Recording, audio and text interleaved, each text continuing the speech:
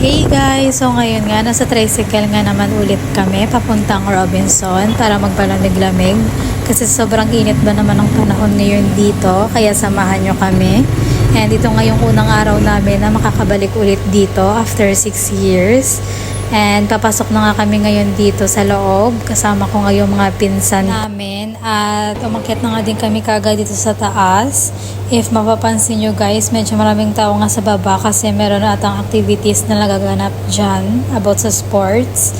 And medyo malaki naman yung Robinson dito kahit hanggang second floor lang siya. Papasok na nga din kami dito sa Wolf para maglaro ng mga arcades. Nakakamiss talaga to kasi dati lagi talaga kami pumupunta dito nung bata kami and sarap lang balik-balikan. Pipila na nga kami dito para bumili na nga din ng mga tokens.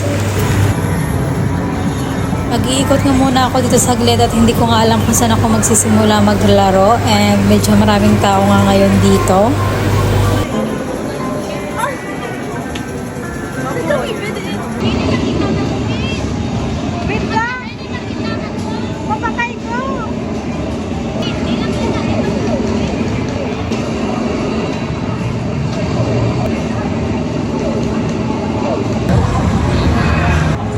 O diba, natalo na nga ako dito sa nilalaro ko. After namin guys maglaro dito, pumunta na din kami kaagad sa may potato corner para bumili kasi na-miss ko talaga to. 6 years ko itong hindi natikman.